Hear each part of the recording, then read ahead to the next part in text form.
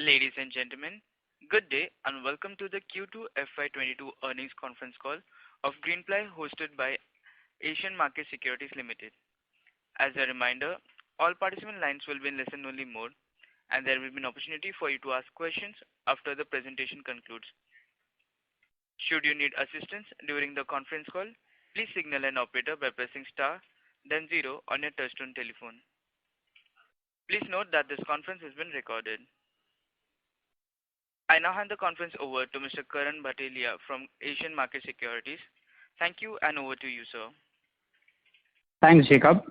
A very good morning, everyone, and thank you for joining us on the Greenply Industries 2Q FY22 conference call. In the panel today, we have Mr. Manoj Tulsian, Joint MD and CEO, Mr. Sanidhya Mittal, Joint Managing Director, and Mr. Mukesh Agrawal, CFO. Before we begin, I would like to say that some statements made in today's discussion may be forward-looking in nature and may involve risk and uncertainties. A detailed statement in this regard is available in the presentation that was sent to you earlier. So now I would like to invite Mr. Manoj Tulsian to begin the proceedings of the call. Thank you, and over to you, sir. Thank you, Karan. Very warm welcome to everyone present, and thank you very much for joining us today to discuss Greenply's operating and financial performance for Q2 FY22. After the slow offtake in Q1 due to second wave of COVID, we have bounced back in Q2 and achieved highest ever quarterly sales. Assuming no major shock in external environment, we are more than confident to continue this trend for second half as well. The improvements were all across the operating parameters, that is improvement in operating margins, working capital management, and even debt reduction. The reported margins has also absorbed non-cash cost of ESOPs of around close to 3 crores. Due to the same, reported margins got impacted by 70 basis points. As per the accounting policy, this cost would continue for another 6 to 8 quarters. However, the quantum may vary. During the previous year, we have taken further price increase to pass on cost increases, but we all know due to continuous increase in raw material cost price, it's not fully reflecting in the reported numbers. Assuming all such variations get stabilized, we should report improved margins in the coming quarters. To achieve long-term growth plans, we are investing heavily in enhancing our efficiencies by strengthening management bandwidth, making strong processes and systems through IT and automations. Including these additional costs, non-cash ESOP costs and raw material cost price pressures, we are committed to achieve 13 to 14% level of operating margins by the end of next fiscal. I'm glad to announce that we are on the fast track mode in implementing our new projects. Construction activities at Greenfield plywood plant in Lucknow is under full swing. We should be able to achieve COD by Q4 this year. In our new MDF plant in Vadodara, all the major machineries has been ordered, land has been acquired, and preliminary civil activities has also started. The project should achieve COD by Q4 of next year as promised. In our asset-light model, we have 2 JVs for manufacturing of plywood and allied products. The first project has started production of plywood during last year, and now we are fully utilizing this capacity. The second project has started partial production in the last quarter, and balance will start in Q4 of this fiscal. These capacity additions will provide fillip to our growth journey in the next few years. On the overall sustainability of the demand outlook, there might be some pent-up demand, but structurally we are witnessing a long uptrend in housing and related furnishing industry. The other macro economic details also which we have seen are all positive, and we feel the market will remain very buoyant for our industry. In addition, the supply side bottlenecks, reducing business visibility for unorganized players, and consumer shift towards branded products, leading to growth of organized segment at the cost of unorganized segment, is also another positive parameter. We feel improved outlook of infrastructure sector along with improving consumer optimism will support and enhance business growth in next few years. With this, I would like to hand over the call to Mr. Mukesh to discuss our financial performance. Mukesh. Thank you, sir. Good morning, everyone. I thank everybody for joining us to discuss the Q2 FY22 financial performance of Greenply Industries Limited. To continue with Manoj's remarks, we have achieved very strong business traction in previous quarter. Our consolidated entities net sales for the quarter stood at 430.8 crores compared to 294.6 crores in Q2 FY21, an increase of 46.2% on YOY basis and up by 65.6% on QOQ basis. Consolidated gross margins remained at similar level with Q2 FY21 at 39.6% and EBITDA margins stood at 12.0% versus 11.4% in Q2 FY21. Revenue includes GST refund of rupees 1.6 crore in the quarter. For H1 FY22, revenue includes GST refund of rupees 2.3 crores. This is from one of the units which is an operating income. Net sales for the half year ended September 21 stood at 690.9 crore compared to 426.8 crores in H1 FY21, an increase of 61.9%. Consolidated gross margins stood at 41% in H1 FY22 compared to 41.7% in H1 FY21, with a marginal decline of 78 bps on YOY basis. EBITDA margins stood at 9.7% as compared to 7.2% in H1 FY21. Standalone net sales in Q2 FY22 stood at 374.6 crore versus 237.4 crores in Q2 FY21, an increase of 57.8% on YOY basis and up by 76.1% on Q-on-Q basis. Standalone gross margin for the quarter declined by 133 bps to 38.3% on YOY basis, and EBITDA margin stood at 12.8% as compared to 10.6% in Q2 FY21. PAT stood at rupees 29.5 crores as against rupees 14.3 crores in Q2 FY21. Our average realization in plywood came at rupees 233 per square meters in Q2 FY22 as against rupees 211 per square meters in corresponding period last year. Standalone net sales in H1 FY22 stood at rupees 587.3 crores as against rupees 344.5 crores in H1 FY21, an increase of 70.4%. Gross margin stood at 40% in H1 FY22 compared to 40.1% in H1 FY21, with marginal decline of 13 bps on YOY basis. EBITDA margin stood at 9.8% as compared to 5.8% in H1 FY21. On consolidated basis, debtor days have reduced to 48 days from 53 days as on June 2021 and 90 days as on September 2020. Working capital days reduced to 38 days when compared to 63 days and 80 days at the end of the sequential and corresponding quarters respectively. Quarterly sales for our subsidiary Greenply Middle East declined marginally by 1.7% on YOY basis. For half year ended September 2021, net sales for our subsidiary increased by 25.9%. With expectation of improvement in freight cost and container availability, we are expecting better result than posted. We hope normalcy will return for our Gabon operations in coming quarters. We incurred plywood maintenance capex of rupees 8.17 crore for India business and maintenance capex of 1.7 crore for Gabon business in H1 FY22. Our balance sheet continues to be robust. Consolidated total debt is at rupees 186 crore as on September 2021 from rupees 186.8 crores as on June 2021. Consolidated net debt ratio continues to decline and standing at 0.12 as on September 2021 from 0.19 as on June 2021. I would like to hand over the call to the moderator to open the floor for Q&A session. Thank you. Thank you very much. We will now begin the question and answer session. Anyone who wishes to ask a question may press star and 1 on your touchtone telephone. If you wish to remove yourself from the question queue, you may press star and 2. Participants are requested to use handsets while asking a question. Ladies and gentlemen, we will wait for a moment while the question queue assembles.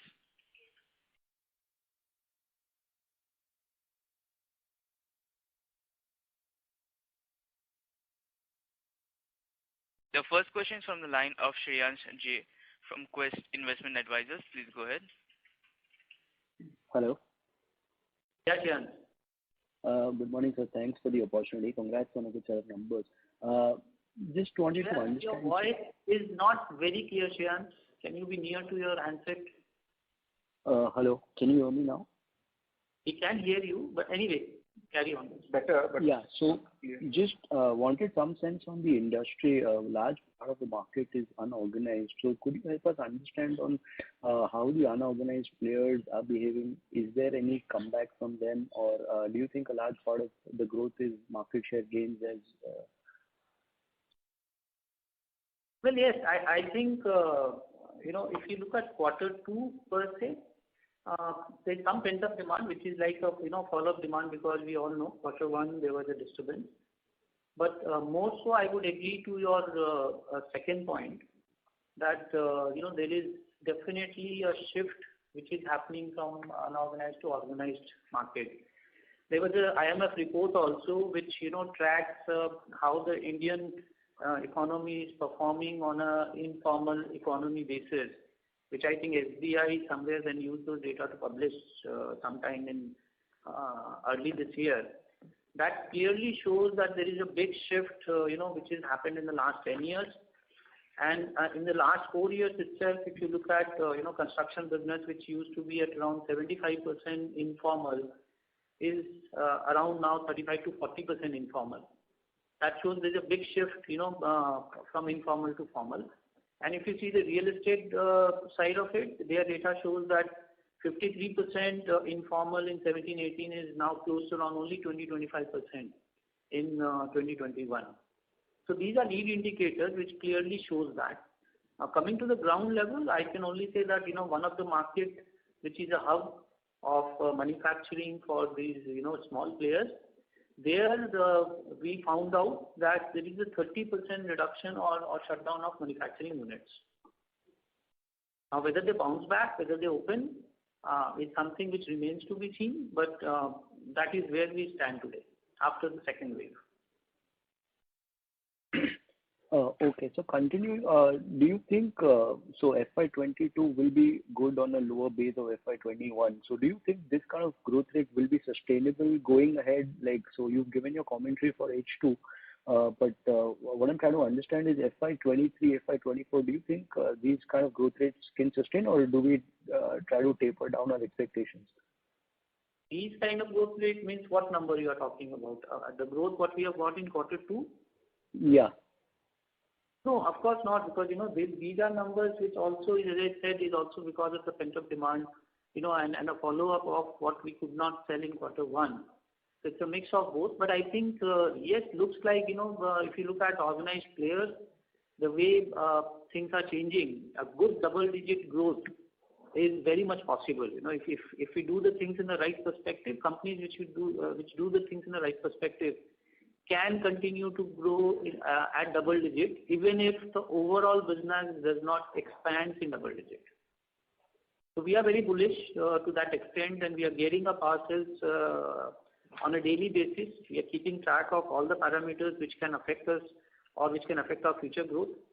And we are working on all the dimensions to make sure that, yes, if the opportunity is there, we do grab that opportunity. That's why if you see, we started our Sandila plant also. We announced it around almost 6 to 8 months back, with the clear intention that, by the time we are able to use our entire capacity for this year, we have another capacity of another 20-25% in our hand to cater to the demand for next year and next to next year. And of course, we don't stop there. We continue to still look at, what we need to do in terms of enhancing our supply side capacity going forward. Okay. So not trying to get any guidance, but just rough cut basis, if I do your trailing 12 months top line, it comes to about 1,500 odd crores. And now next year your UP plant also comes into operation. So I think that could do about 250 odd crores. So is my understanding correct when I try to think that we could do about 1,800 to 2,000 crores of top line for FY23? I wish we do these numbers. All our efforts would be in that direction, but it is slightly early. I'm sure that we would be planning things that way, but it is still early days. We have to see quarter by quarter, and but we are geared up from the supply side at least to cater to a demand like that. Okay. And so last year, Q3, you had spoken about improving your margins by about 300 to 400 basis points, and that is visible. So just want to understand the sustainability of that front. COVID, so we have improved some of our expenses. Do you think that is sustainable going ahead, in the sense that when I'm looking at your staff cost, there's not much operating leverage that's coming into play. Your staff costs have also gone up by 40% YOY and 13-14% QOQ. So just wanted to get some sense on the sustainability of the margin. See, there are 2-3 things in that. One, for sure, we mentioned that we'll improve our margin by 3 to 4%. We are still very gung-ho about the same, that it's a sustainable improvement which can happen by the end of next fiscal. And having said that, I also mentioned at that point of time that we are investing. So investing does not only mean capex; it also means a lot of opex expenditure which is going on. Hiring of new talent, investment, a lot of investment on opex is going on the IT platform also. Even on our on the marketing side, on product innovation. So all the fronts we are spending money also, and that's what you're trying to refer.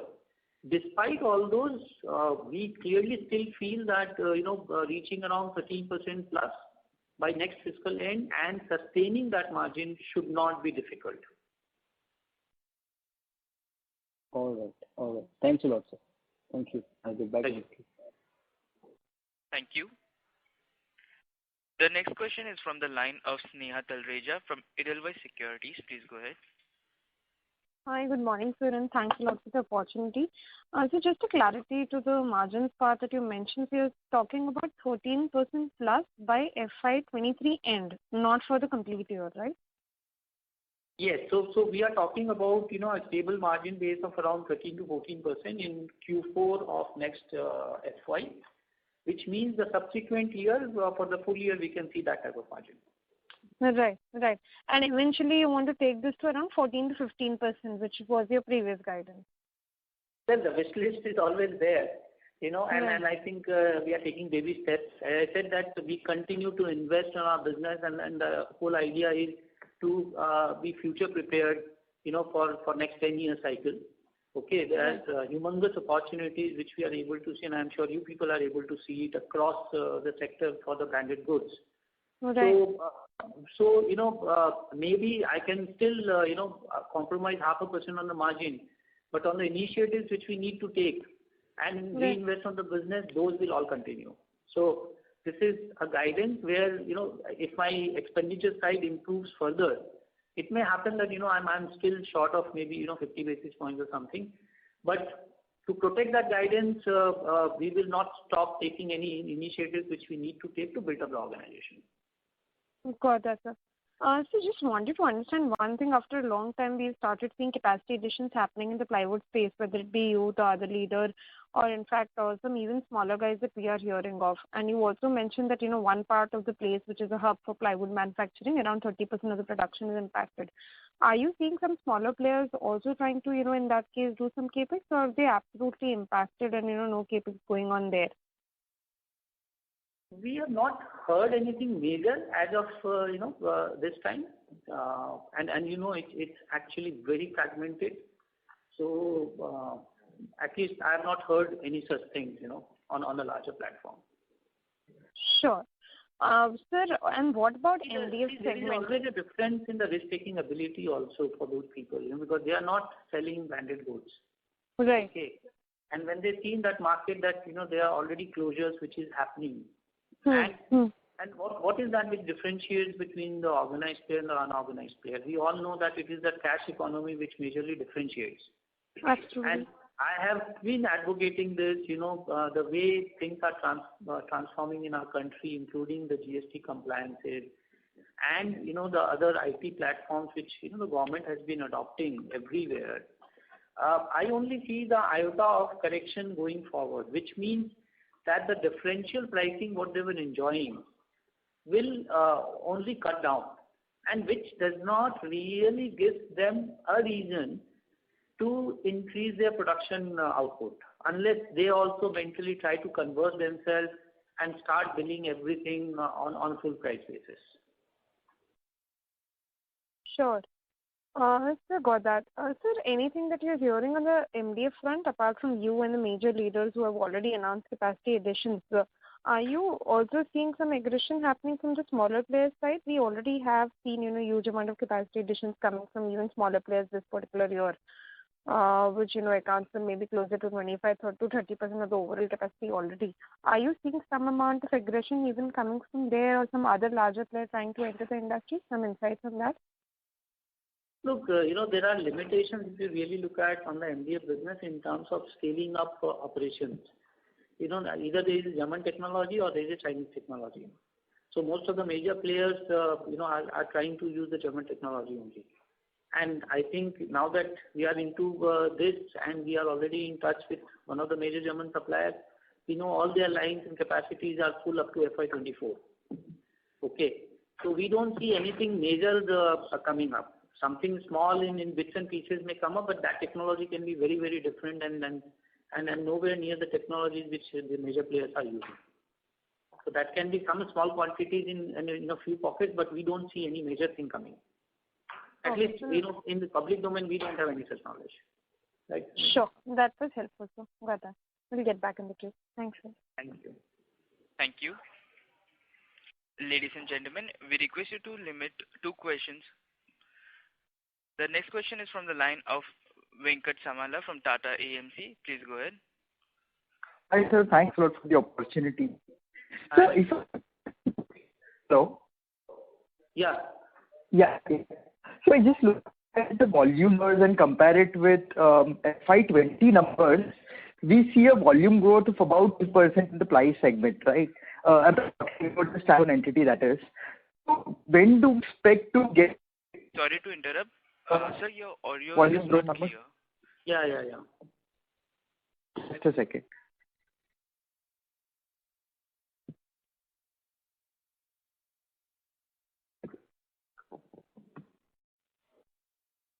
Hello? Yes. Better now? Yes, we can hear you. Please Yes, proceed with yes. the question, please.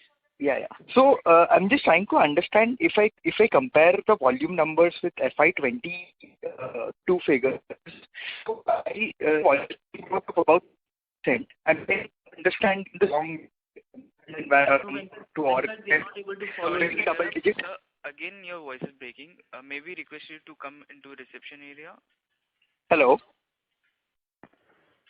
Sir, your voice is breaking in between. I'll just join back in the queue then. Yes, please. Yeah. Thank you. The next question is from the line of Akshay Chheda from Canara Robeco. Please go ahead. Yeah, hello. Thank you for the opportunity. So my question would be, sir, you did mention that the differential pricing between the organized and the unorganized player is coming down. So can you just Sorry to interrupt. May we request you to speak louder or come closer to the phone? Hello. Yeah. So you did mention about the price differential between the unorganized and the organized sector coming down. So can you quantify it, like how it was, say, 5 years back, 2 years back, and what is it currently? Well, I think, if you look at around 5 years back, that gap was almost around 20 to 25%. Okay, which today, post the GST implementations and everything and other strictures which has happened, it has reduced to somewhere around 8 to 10% now. Okay, got it. Thank you, sir. Thank you. The next question is from the line of Achal Lohade from JM Financial. Please go ahead. Yeah, good morning. Thank you for the opportunity. Sir, my first question was just a clarification. You mentioned that the German vendors have indicated that their capacities are booked till FY24. Did I hear it right? Yes. That's what, we have been given an impression. With all the orders which are already there in their hand, I'm not talking only from an India perspective, right? But that is what they are trying to mention to us, that we are full till FY24. Whatever orders have come, they are full up to FY24. Got it. My second question was, I think Venkat was asking the same. While on a YOY it appears massive growth, if I look at compared to FY20, 2Q FY20, the growth is just 2%. So what I wanted to check is that, in terms of the backdrop of significant reduction in the ready-made furniture imports, a significant pickup in terms of real estate inventory absorption, and a significant impact on the unorganized. Do you see that this is probably the rock bottom number, and we can only improve significantly from here on and go back to double-digit growth? Yes, the indicators shows that yes, we can go to double-digit growth, and which is actually, so we are again not talking about the market expansion. We are talking about growth for the organized players. That is one. Second, when you are saying ready-made furniture is still, a lot of business is shifting to MDF, right, rather than ply. So that is a category where we are getting into, and maybe from FY24 we are also there. And so yes, I would say that a double-digit volume growth is possible. We were also talking about 6 to 7% growth. That is what internally we were targeting. Looking at the way the things are, we can even target a double-digit growth.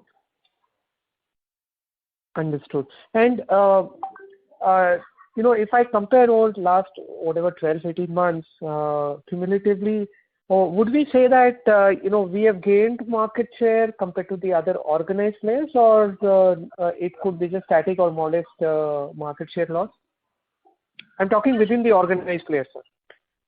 No, I think how we are looking at it is, as I said, we are looking at it is the opportunity which is there this time for conversion of the market from informal to formal.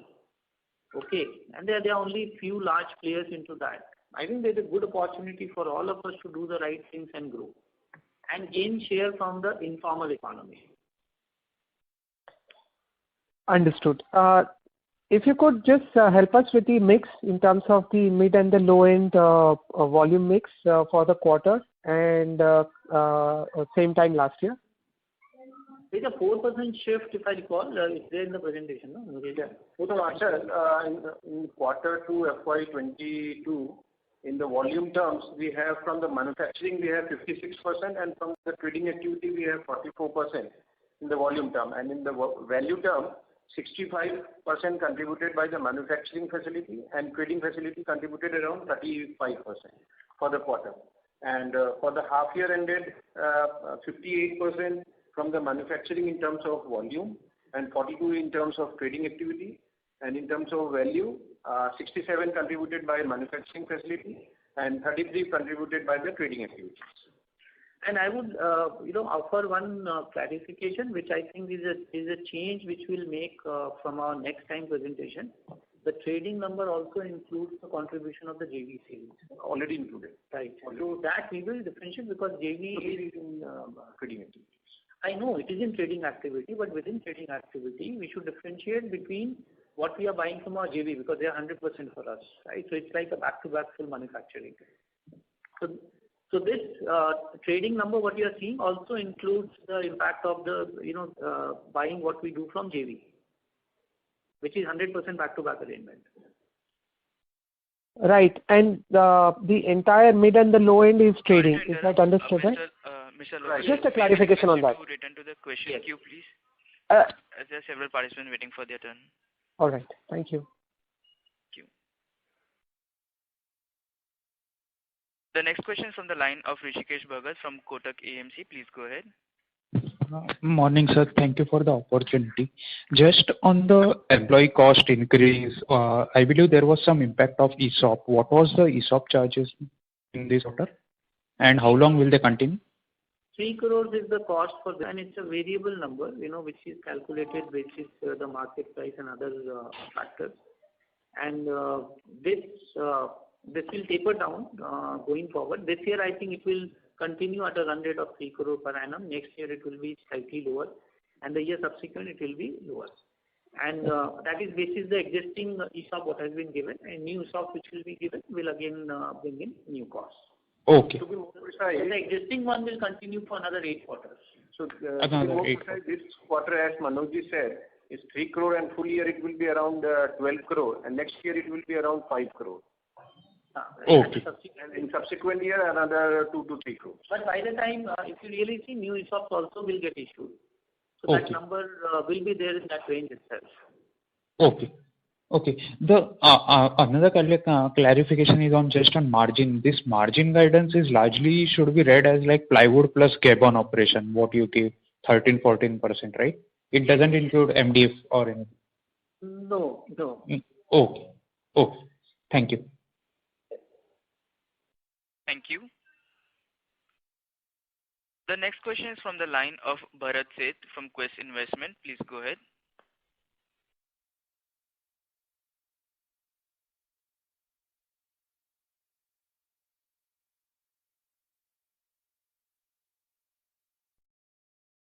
The line for Mr. Bharat is disconnected.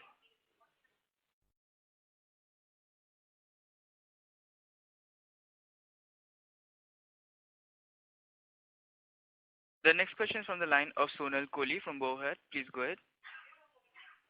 Sir, when you're talking about the double-digit growth rate possibility, because of so many base impacts, etc., I just wanted to really clarify it in absolute terms. So should I analyze this 375 crore number and then take a double-digit growth from that? So basically from a 1,500 crore base, a double-digit growth possibility, is that what you are referring in the, in the answers to the previous participants? Well, we are already growing at around 3 to 4%, and I would say that this 3-4% growth can go up to 10% growth. So by that you mean revenue or do you mean volume, because you have been taking continuous price hikes? Sorry? Are you referring to volume or value growth when you talk about this growth? Volume growth. On the base of Q2, right? Yes, you can take that. That opportunity I'm sure will open up, and we definitely are looking at that type of an opportunity. Sir, our growth rate has been greatly lower than competition, and a few quarters back you said that, because of your credit policy, we are seeing an impact of that and there's enough demand in the market and you could have sold much more. Does that still continue? And if so, when do you see the impact of that, relatively reducing? Are you tightening further? Have you tightened further in the last 1-2 quarters?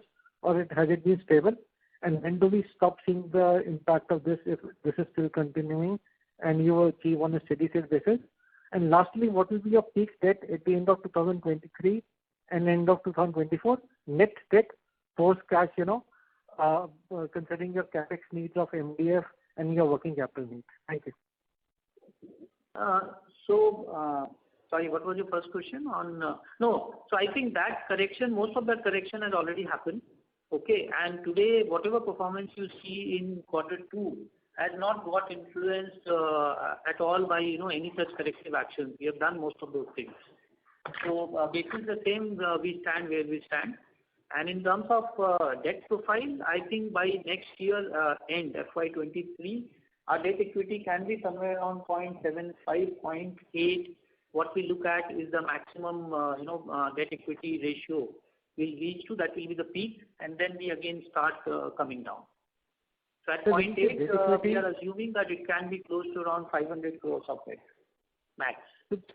So this is net debt or gross debt are you referring to, just to re-clarify? Net debt. Gross debt. No, this is net because see, in the next 12 plus 6, 18 months or 16 months, we will also be investing on the equity side close to around 150 to 160 odd crores. And sir, considering your credit policy is stopped, why are we going lower than competition? Do we have any capacity constraint or what is it? I mean, considering there are only two large organized players, and if I compare your revenues, the other player has grown much faster.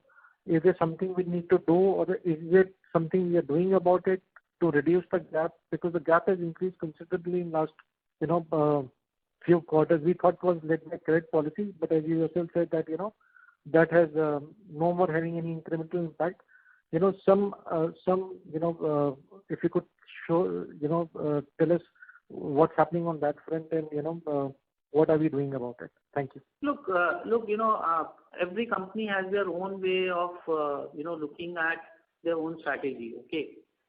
So it is not fair enough for us to really comment on the other player. They have their own strategy, how they want to grow, whether they want to, because they have different line of businesses also. and on which business, what strategy they adopt is something which remains with them. In terms of our own business, we were definitely, after doing so much of correction, you should know that there is always a pressure which is still there. So it's a hidden pressure which continues. There are people who are still watching us, because old habits die hard type situation. When you have done something for ages, and when you change those things, you are always being challenged on every moment. Keeping those things in mind, I think the type of numbers what we have done in Q2 gives us a good reflection that we are on the right direction. And the way we are working on major parameters, which I said, whether it is technology, whether it is innovation, whether it is IT, whether it is logistics, whether it is marketing, branding, and distribution. So I think we are on the right path. And two large players, we have enough opportunity to grow. So if you really ask me, it is actually organized versus unorganized, other than looking, it's a smaller pie itself in the organized market. We should look beyond, and we should see that how we can grow at a healthy pace. And then, like we are doing many things which we are trying to correct now. So I am sure that these things will reflect in the future. Our growth can be phenomenally different. So I would not look at very short-termist things and, jeopardize my own strategy. Great. Thank you so much, sir. Thank you. The next question is from the line of Venkat Samala from Tata AMC. Please go ahead. Hi. Am I audible now? Yes. Yeah. So it's just a follow-up of the previous participant's question. It's just that, if I compare our growth in Q2 FY21 versus Q2 FY20, Q2 FY22 versus Q2 FY20, in volume terms, we've grown up around 4-5% versus competitor who's grown upwards of 40%. So there's a large divergence, right? And in terms of opportunity size, it's the same, right, for both of us.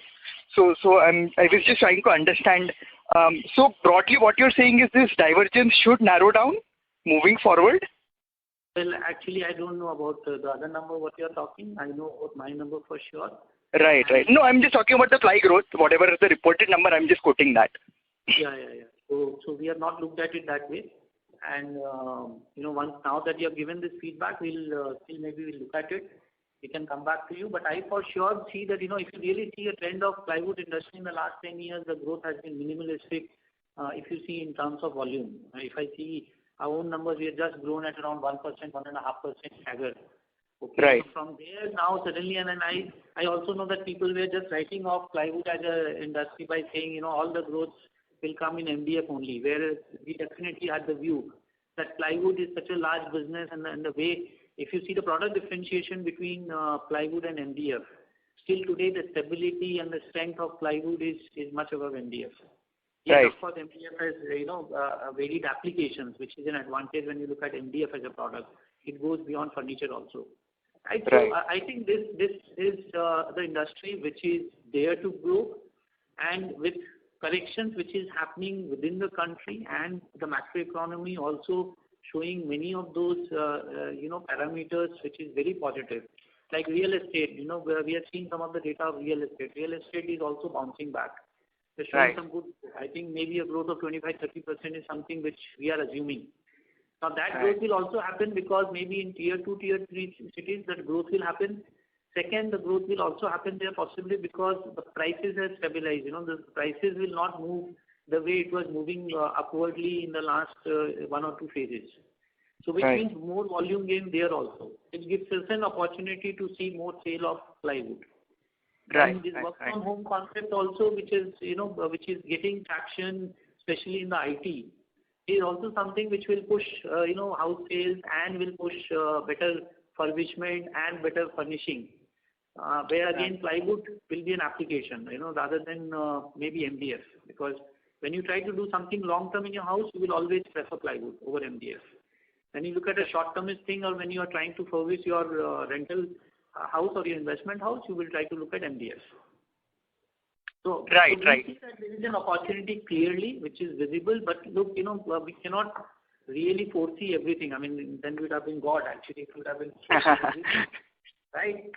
It's optimism, and it is getting reflected. And then there are those indicators basis which we feel that the opportunities are going to be humongous.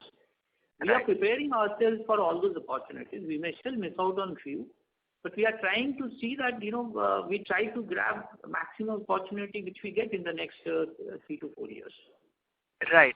Fair enough. So the double-digit growth that you're foreseeing to grow in the near to medium term at least versus the pre-COVID numbers. So would that be visible starting next quarter? Meaning, would there be an acceleration now in the growth that you are seeing? No, I would say that we will be able to see that next year.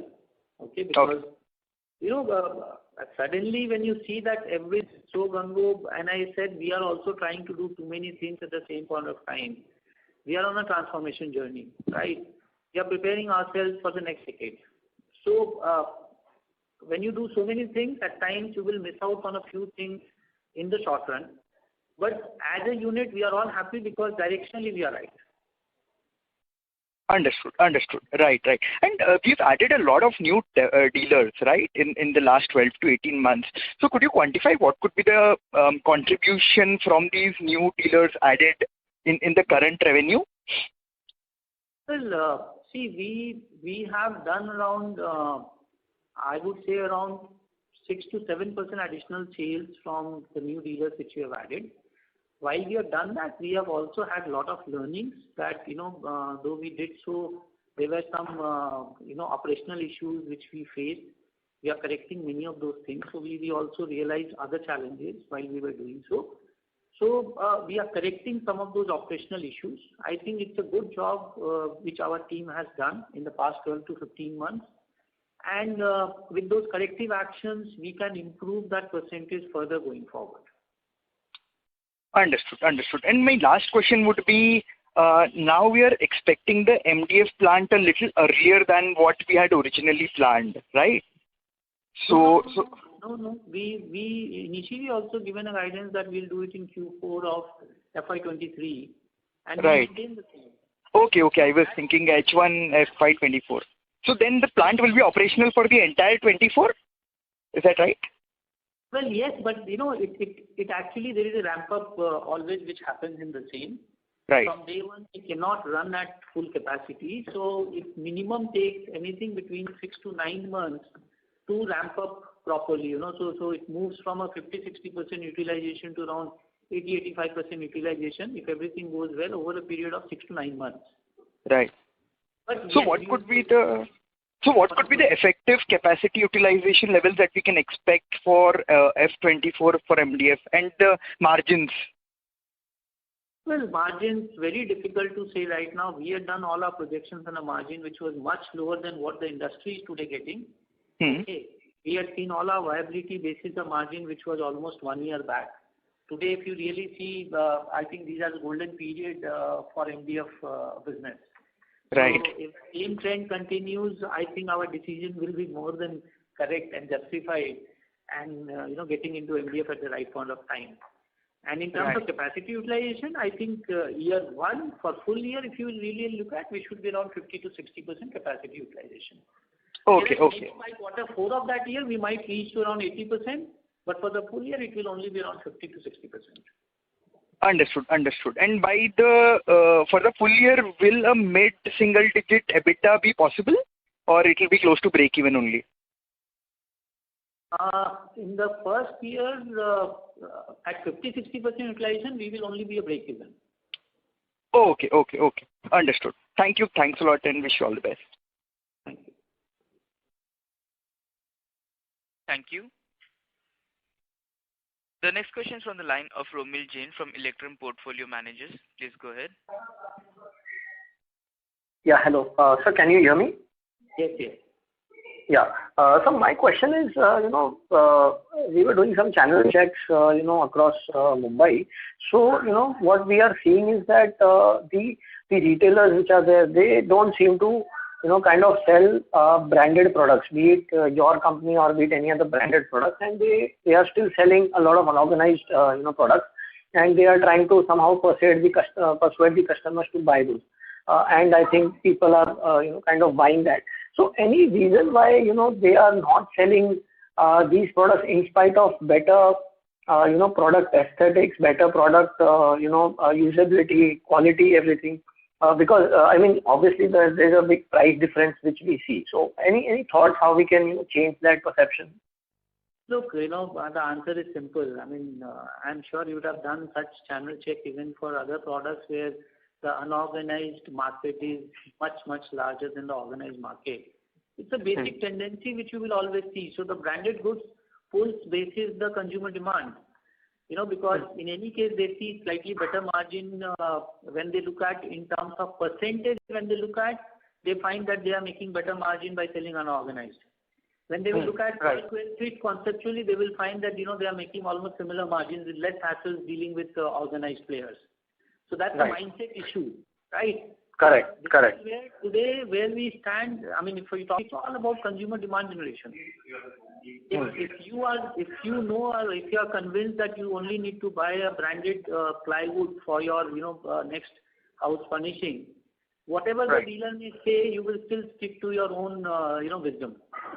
Correct. You are right.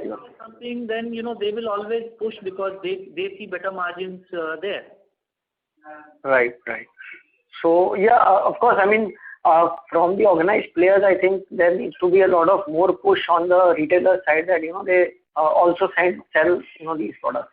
Well, absolutely, it will happen. The industry is so large. Okay, if you totally see what is the size of the organized market to the total market, that is the reason it is minuscule. So your analysis is absolutely right. It's out of 10 counters you will visit, you will find in 8 counters today also, which the same sample size that 80% of the market is unorganized. So you will see 8 counters persuade you to buy the unorganized stuff what they are carrying.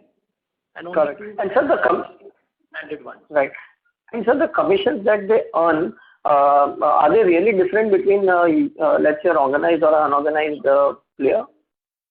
So as I said that, there are lots of ifs and buts, everything, so I cannot tell you here on such a large forum. Right. But there are lots of ifs and buts which they try to play with to add some additional margin. The way things are happening in this country, GST regulations, other things which is happening, you will see slowly, and the last hit to them can be a reduction of GST rates, which I am sure will happen whether in next 12 months or 24 months. We see that the GST rate reduction is possible. Once that happens, then that differential gap reduces significantly, and then that size of the industry shrinks further. It will still remain, but it will shrink further. Got it. So second question is on the MDF side. So I just want to understand your thoughts on branding, because obviously once we split and we formed a green panel, so they are also there. So what is your thoughts on how we brand? Will it be Greenply, MDF, or some other name? Won't there be any confusion later on? Any thoughts on that? No, there is no confusion on that. We are allowed to use Greenply as a brand also. That's a clear understanding in the family. Okay. However, we are still contemplating what is the brand name which we are going to use. But there are no restrictions and no confusions either in the family or within the house. Okay. And lastly, on the blended margins, post the MDF comes through and operates at maybe 60-70% utilization in 24. Any sense you can guide on that? Well, look, today if you really look at, MDF is throwing a margin of 30% plus to the players. Okay. And we are in plywood category, which is throwing us a margin of, let's say, around 12% today, 12.5%. We are looking at 13 to 14% margin. Right. So the blended margin, in any case, after MDF almost reaching 80-90%, will improve further only. At this point of time, we have not done those calculations. I think in future also, it is always better to look at. Yeah, it should improve. Correct. It's a more higher margin business, but a higher capex business also. Yes. Right. And the ROC also incrementally will improve, right? So ROC, I think even plywood business will show very good ROC. If you look at standalone, I am sure today we are close to around 20-30%. Even today we are at around 28-30% ROC. And Right. at that EBITDA margin, if the EBITDA margin continues at 30%, I'm sure even that business will throw us a similar type of ROCE. Okay. Okay, sir. Thanks a lot and all the best. Thank you. Thank you. The next question is from the line of Karan Bhatia from Asian Market Securities. Please go ahead. Hi, sir. Thank you for the opportunity. Sir, on MDF CapEx, do we see any cost escalation as we've seen all commodities, hitting the roof? Very interesting question, boss. You have had some calls. Okay. We are trying our best to do everything within the number which we have given to the street and to all of you. We are trying our best. I think still there are no major surprises which we see. In fact, we were trying to cut down on the same, that we would be able to save something, which for sure doesn't look like any possibility. And some of the commodities we all know have gone crazy. Even the manufacturers, machine manufacturers, are slightly risk averse. You know how the international market works. It's a challenge, but I think we'll be able to manage with no major surprises on the upside. Right. That was very helpful. And sir, one more thing, we've seen solid advertisements, for our products like zero emission or firewall for that matter. So how has been the contribution for first half, if you can quantify, compared to 1 or 2 years back? Can you repeat the question? Sir, we've seen a good acceptance of technologically superior products like a firewall technology or a zero emission kind of products. Yeah. So how has been our premium portfolio growth rate compared to the mid and the lower category growth rates? No, in terms of mix, if you will see, there is a shift which we said, our trading mix has gone up. Look, these are certain things which, when your unorganized market is so huge, these are certain things which has to be pushed continuously, because there is a humongous amount of dealer voice which is there when the unorganized market is so big, a retailer voice. And when a customer goes half-heartedly with not that conviction and wisdom, as I mentioned some time back, they can always tell themselves, these are nothing, I'm telling you, I'm sitting here, I'm giving you this, please buy this. So this is something which has to be hammered over the period of time. It's a sea change which some of the large organized players are bringing into this industry. I would say that, we have to continue to strive on the same, and we will see changes happening in next 12 months, 18 months. We can't see a big, large change, though the impact is very positive. Today, when we talk to the architect community, they are very, very gung-ho that, Greenply has done a great thing by bringing in zero emission as the first company in the country in plywood as a segment. And so this conversion will happen slowly. You will not see a major impact of this in a quarter or two. It's an incremental advantage which will keep building on. Right. Thank you. That was very helpful. Thank you. Thank you. Ladies and gentlemen, we request you to limit your questions one per participant. The next question is from the line of Pritesh Chheda from Lucky Investment. Please go ahead. So on the ply side, what is the capacity utilizations that we have, and are we constrained by any chance by any capacity, or which will get resolved post Lucknow capacity coming in? We are almost today, if you see on numbers on table, we are at 100%. Okay, but then we are doing some more line balancing because we could foresee this situation. So for the next 2 quarters, we don't see a real challenge. And by that time, we will have our new facility in place. So for next year again also, we don't see any major challenge to cater to our requirements. So this line balancing and all can add what, 10-odd% to your run rates of 370? Yes, so as in the opening speech I mentioned, one of my JVs, the second JV had just started production in quarter 2, and that also only on 50% line. So the balance 50% line will become operational in Q4. Maybe, it might be December by the time, so Q3. So by the time we get the impact of the same, it will be Q4 in terms of production. So we have that as an additional capacity. We also have additional capacity, unused capacity of the second plant first line, and then some more balancing what we are doing intermittently.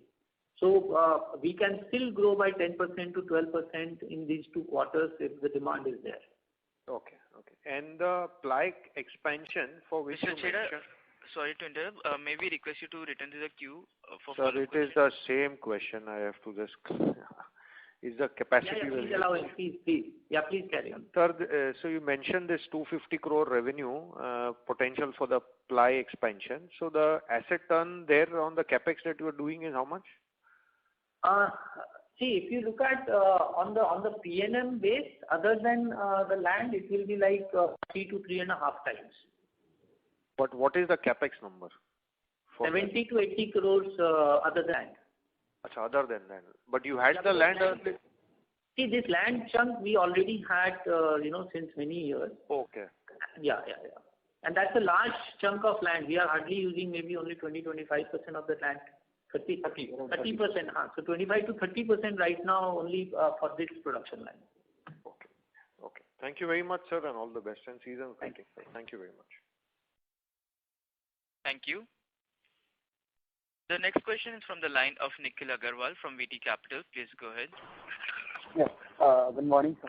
So you have given the volume growth guidance. So anything on the revenue growth guidance with the price hikes you are expected to take going forward?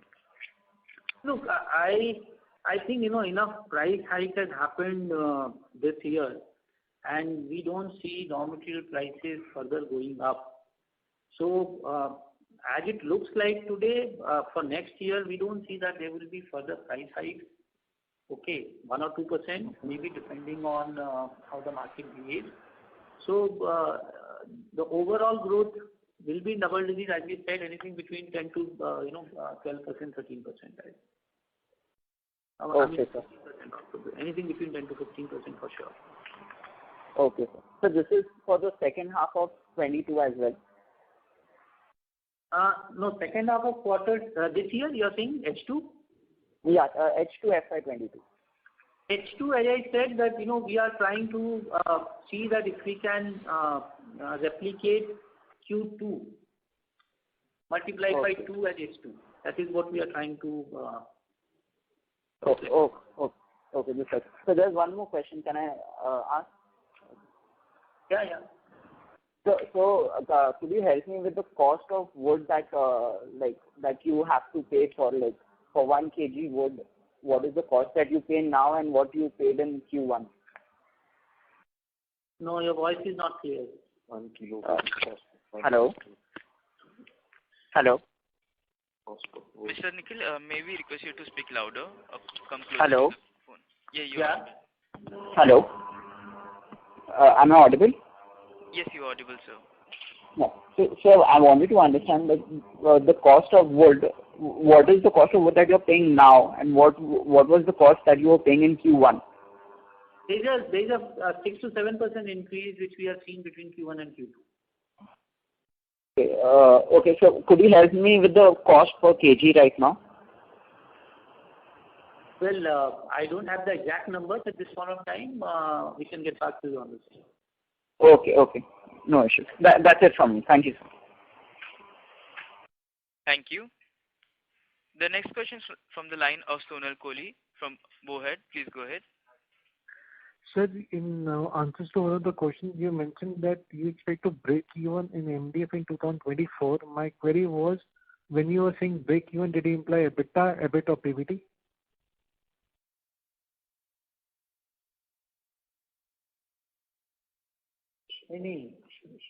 Just 1 second.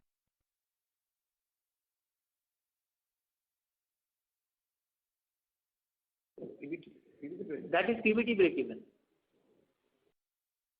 Including the working capital needs for the plant? Yeah. See, and then actually speaking, again, what we are talking is basis a 22%, 23% EBITDA margin. If it continues at 30%, at maybe 60% also will end up being positive on PBT. So secondly, sir, what will be the average debt cost you are expecting? You said your peak debt would be 500 crores, but what will be the average interest cost based on today's rates you expect, for this debt? Standard rate can be anywhere around 7 to 7.5%. 7%, I would say. But I think these rates will also go up in next 6 quarters or so. So by the time we get our entire funding and this, maybe slightly the rates will go up. That's why I'm saying around 7%, 7.5%. So we are adding the forex fluctuation. So for this MDF project, we will take foreign borrowing also. So we are considering the fluctuation in forex cost. And sir, between now, since your balance sheet is out now, and end of 2023, what is the total capex cash you're going to spend on your capex? What is the total? Capex you are going to do between 30th September of 2021 and 31st March of 2023. What is the total capex you're going to spend? Well, see, 550 odd crores we said for our MDF. For Sandila, most of the capex will go now, which is close to around another 70 odd crores, right? So for 620, and then my regular maintenance capex of around 20 to 30 crores for India business and Gabon business. So around 650 odd crores I think would be the capex as of date, the plans what we have in hand. And you haven't spent much on MDF as of now. So 550 crore is the incremental capex on MDF, not the total capex. No, I'm saying the total capex. What we have invested right now is only around 20-25. Yeah, that is for land only. That is only for land because we have ordered the machinery and this we have given some advances only. Most of it will go through LC initially. So sir, considering the kind of cash flows you are making, why would your net debt be 500 crores? Wouldn't it be little lower than that, or you are taking into account the working capital needs and therefore the 500 crore debt? Yeah, because see, if today you look at it, our gross debt is close to around 180 crores. Yes, 186 crores. 186 crores, and we also have a cash of around 120 to 130 crores. Now, all this cash will get absorbed in terms of my equity investment in these 2 projects. So there won't be any cash, let's say, so 130 crore of cash which is there today, plus the incremental cash which we'll make in the next 2 quarters is like the equity investment which will go from our side in both these plants. So next year, whatever cash accumulation I'll have is the cash which I'll have in hand, and the debt will be somewhere around, if you take 180 plus around 370 and 80, 450 plus 180, so it's around 650 crores of debt. 650 crore debt minus around 120, 130 crore of cash. So that's what we are talking around 500, 520 crore of net debt. So this net debt, what Manoj is saying, includes working capital also. Yes. For Lucknow plant and for MDF probably. Okay, sir. Thank you so much. Thank you. The next question is from the line of Vijay Karpe, an individual investor. Please go ahead. Yeah, thank you for giving me this opportunity. I'll quickly congratulate the Greenply management. I think so you all have done a very, very nice job on the working capital side, and now we are on track to double our gross block in the next 2 years.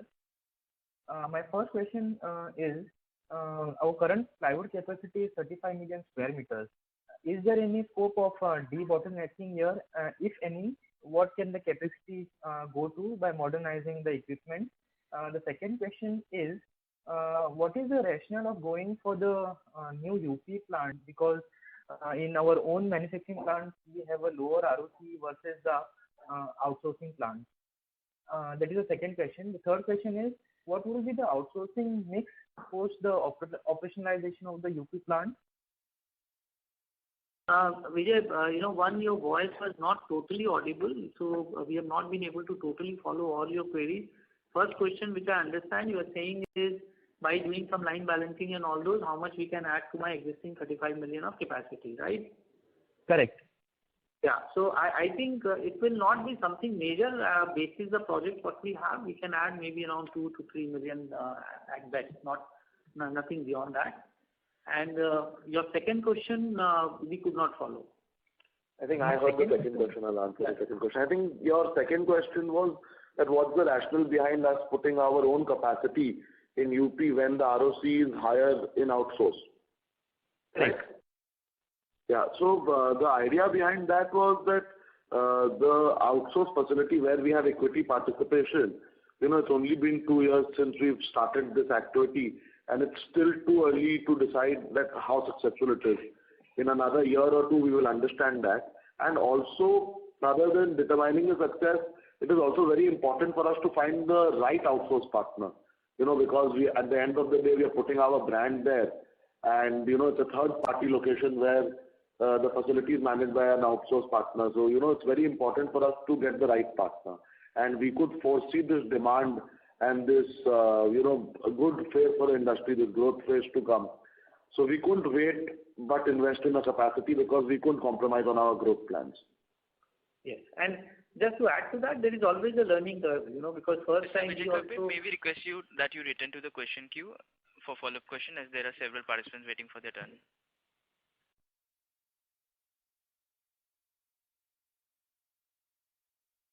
Thank you. The next question from the line of Gaurav from Bowhead. Please go ahead. Yeah. Hi, sir. Thank you for the opportunity. Sir, the debt which you mentioned of 500 crore, that is on the console level you have said, right? Including the Gabon debt. Yes. Okay. And sir, if I were to ask you on standalone, only for the India business, so should I just... Just let me clarify again, net debt. Yeah, in net debt. So, sir, for the standalone, how much would that be if you just take the India business? Well, net debt, if you will look at it, you can reduce it by around 110 odd crores from the same. Okay. So actually, standalone, when you will look at it, it will be slightly different because see, we have opened 2 new subsidiaries. No, sir, I understood. That's why I mentioned India business. So I am not talking about standalone. It's the India business I am talking about. Okay. And sir, there's another clarification. Including the 2 new Indian subsidiaries. Yeah. And sir, just a small clarification on your cash flow statement 6 monthly. So in the cash flow from investing activities, there is an item of 31 crore, which is investment in acquisition of investments. So this 31 crore is for the Gujarat subsidiary that we have acquired. Is that correct? No, so we have acquired land. So basically the company was a very small and new company. So the acquisition cost of company was not much. It was in lakhs only. But after that, we acquired the land in the company. That is what we Okay. So that 31 crore pertains to that, right? Yes. Okay, sir. Thank you so much. Thank you. The last question is from the line of Nikhil Agarwal from VT Capital. Please go ahead. Yeah. So your plywood realizations have gone down. Is it because of the increasing mix of trading, your trading activity? Mr. Nikhil Agarwal, may we request you to speak louder? No, we have heard the question. Yes, you are right, Nikhil. Okay, it's because of the mix of trading activity. And so you said that the German vendors, they have their capacities are completely booked till FY24. So because of that, you said the organized players, the major players use German vendors for their plants. So does this mean that we cannot we can't expect any more capacity to come up from the organized players? Well, look, ultimately these are words what we have heard from them, and what is the real truth that we don't know. But this for sure we feel gives us that comfort that whatever capacities are already announced by all the major players, it's something which will come by that time, and the new capacities after that can only come in FY 25 or 26. Okay, that's it from me. Thank you so much. Thank you. The next question is from the line of Karan Bhatelia from Asian Market Securities. Please go ahead. Hi. Thank you for the follow-up. Sir, just wanted your views with respect to Gabon business. So how are things shaping up there with respect to logistics? How do we see margins shaping up, because we are still far from the historic highs? So what is the update over there? So current 2 things, the historic high is actually become historical only. Because after that, there was a big drop in the operating price itself. So, looking at or thinking about a margin of 18%, 20% looks to be like a distant dream. And currently the challenges are almost similar as of what we are talking in the last 3 to 4 quarters. The challenge is only from the shipment side, not getting the vessels. And we always have a good amount of containers which is waiting for the vessels. So keeping that in mind and working capital involvement, though the order book is very good from Europe and even India and Southeast, we are limiting ourselves so that we don't end up blocking too much of working capital also. There is a risk factor. Keeping all these things in mind, we also assume that our H2 performance will also be something similar like H1 performance, which means we will not be able to fully utilize our capacities also. And in terms of margin, I think the margin can be slightly better in H2. That's what we see, because in H1 also, as you know, the freight costs have gone up significantly. We were also caught on the wrong foot in some of our arrangements where there were CIF orders. We have negotiated some of them to convert them into FOBs. I hope that there are no fresh incremental costs which comes and hits us there. So we might slightly improve in margins in H2 there. And the sales may almost remain similar as H1 sales, or slightly better. Right. And just one thing, we've sent our first shipment to US. So any concrete signal from them? Well, the initial feedback was good, but then, that was just before the pandemic. And then, as I said, that there are so many limiting factors now, especially the shipment side. So that first consignment itself took us almost more than 6 to 7 months for them to even receive it. So we are slightly not very gung-ho at this point of time. Let things stabilize. We definitely see that also as a market. But today, if you really ask me, we are full of orders even from Europe. As I said, we are cutting down on our order book so that we don't get caught on the wrong side of adding up too much of production and then all of them lying somewhere at the docking station. Right. Okay. Thank you for the detailed explanation. That's it from my end. Any follow-ups, Jacob? No.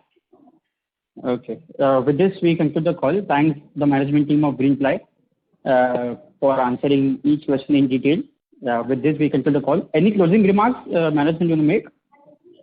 Yeah. Yes. Just to reinforce whatever has been discussed in this call till now, the entire industry is at the cusp of transformation in terms of technology, product adaptation, consumer behavior, consolidation, etc. As an industry leader, we are gearing up ourselves to stay ahead in this journey by several initiatives like product innovation, business sustainability, product category expansions, IT infrastructure and automation, etc.